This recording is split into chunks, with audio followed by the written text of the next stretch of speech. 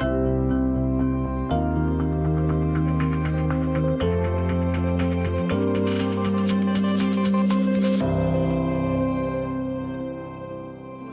currently a freelance consultant. I was previously the head of technology at Morrisons. Been using virtual instruments probably for the last 10 years in different guises, different versions.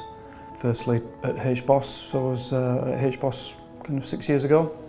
We were using it there to manage the storage arrays that we'd bought and a large SAN environment, and also we deployed the same solution as HBOS and Lloyds came together to become Lloyds Banking Group.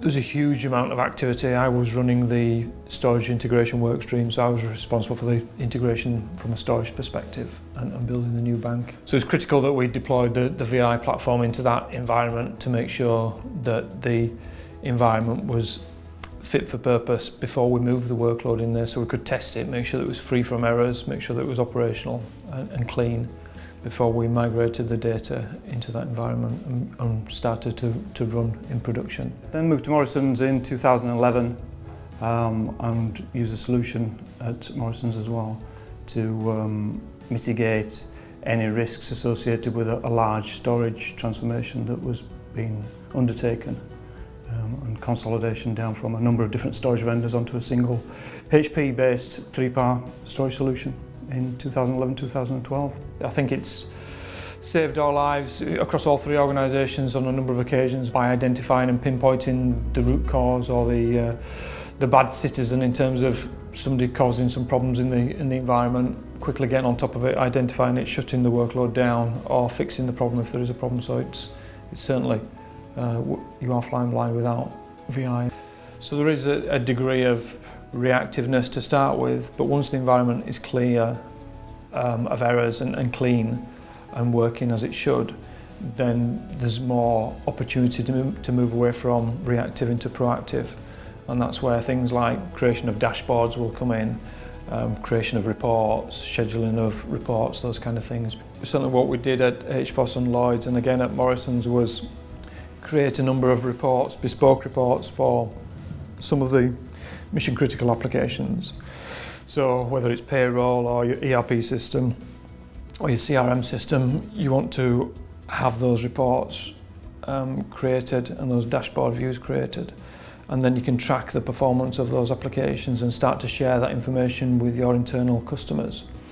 There might be a performance bottleneck that occurs due to some large data processing, so you can demonstrate how the storage environment responded to that huge workload that was thrown at the system, all through the reporting, all through the performance dashboards. Going back to HBOS and Lloyds, there were probably 2 or 3 people that were constantly troubleshooting the SAN environment to start with. I'd like to think that that's down to 0.5 of an FTE now. Because that heavy lifting and that detailed analytics and analysis isn't needed anymore, because we've got a product that's doing all that on your behalf, and it will report and raise alarms and alerts should certain thresholds that you can set be breached. So there are productivity gains because the ability to deploy storage solutions into an environment that you know will work and function, then you can save time and resource on that. So before you drop a new workload into an environment, you can look at the storage performance through the product and you can see how it's currently working.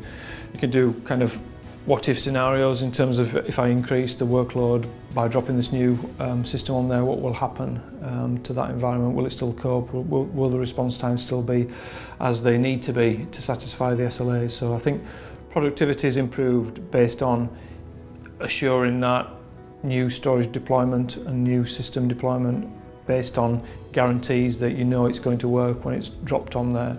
So you might save time in terms of the provisioning, you might save time in terms of the post-provisioning, checking that the system is working as it needs to be, because it will all be captured and done for you. So in terms of utilisation improvements, we've used the virtual instruments product on the SAN side of things to understand the port density, so how many spare SAN ports we've got, how many spare storage ports we've got, how overutilised some of those storage ports are, how utilise the interswitch links are, do we need to provision any more interswitch links because they're running at capacity, or actually are they fine? Doing what if scenarios in terms of if this ISL were to fail, would the other ISLs in that group continue to carry that workload without any impact? So all of that's handled and reported on via the product.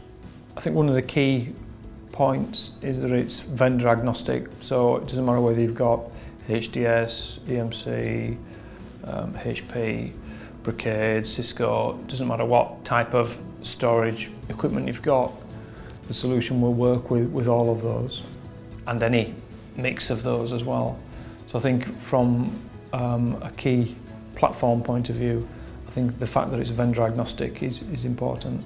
I think the fact that the capability in terms of the speed of the environment and the speed of the appliances is keeping pace with storage changes, so whether it's speed of the SAN environment moving from 8 gig to 16 gig, etc. and onwards, or whether it's moving from spinning disk to flash and solid state, I think it's critical to use it in those ways as well.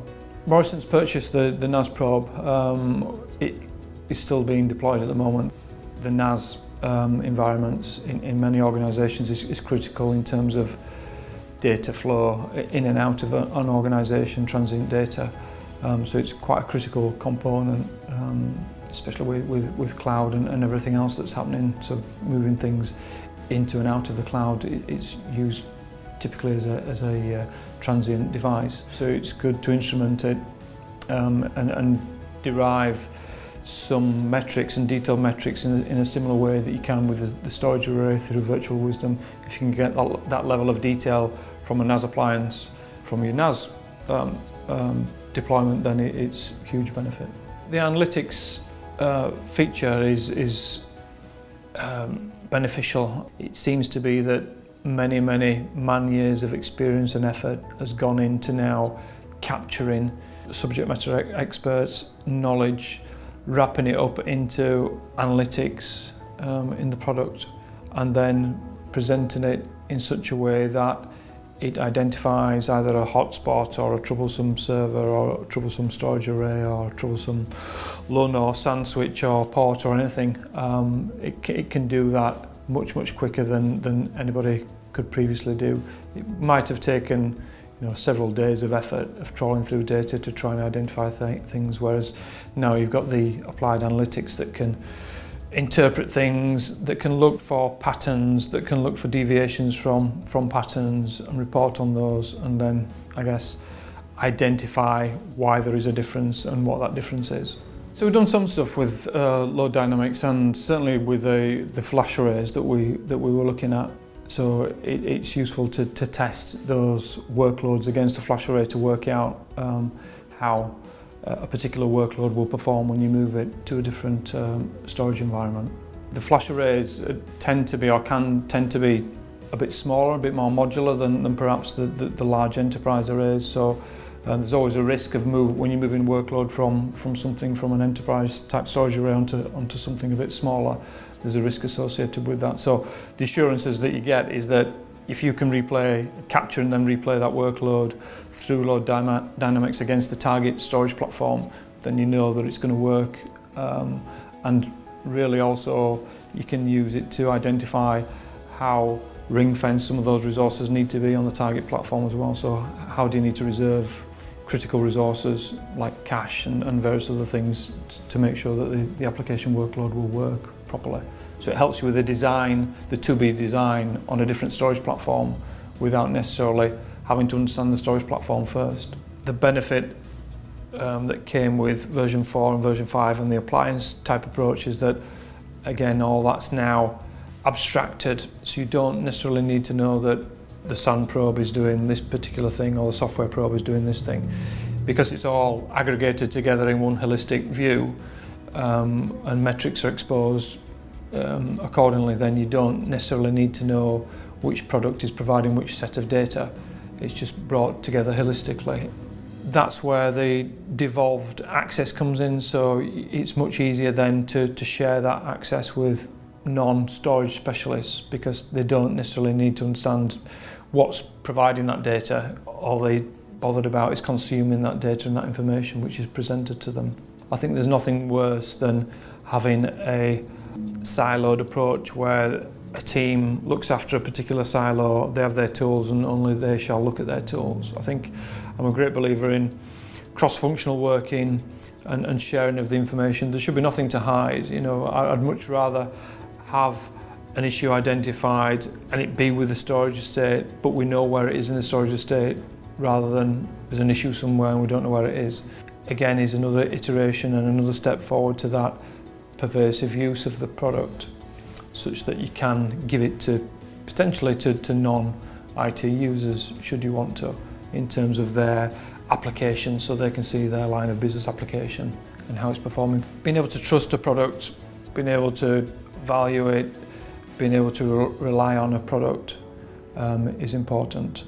I think that then frees you up in terms of your time, personal time, to look at other things, to look at the future emerging technologies, because you've got kind of the BAU, keeping the lights on stuff running perfectly happily in the background. You've got some people, you've got some products that are doing a good job for you, so you don't need to focus on that. You can take a step back and look at more strategic and transformational activities rather than kind of the day-to-day nitty-gritty, because it's all kind of taken care of. Hardware support's been good. I think software support's pretty good as well. The VI have a customer portal that you can log cases and track the status of cases with, so that's all been fine. We have access to consultants that we can speak to.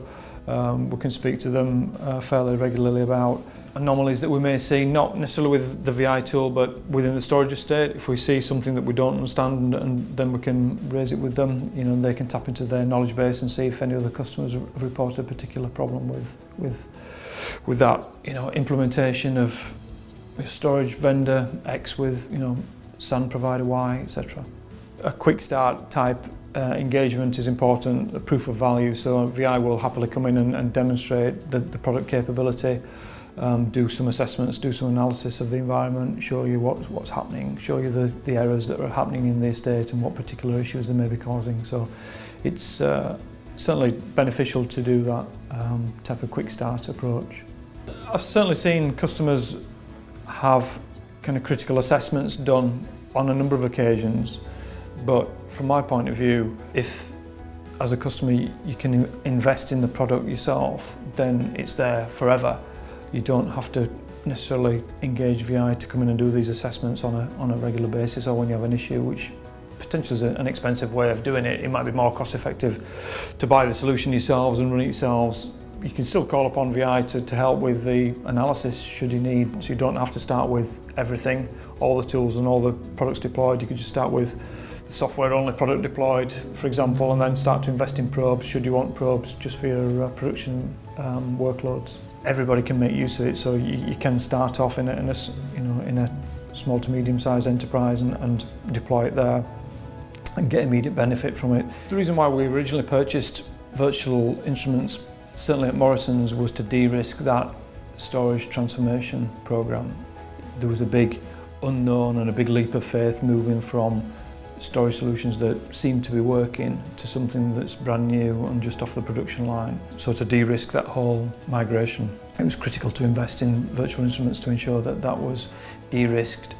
Everything was instrumented. We could do the baseline reporting before and after to assure the storage migrations.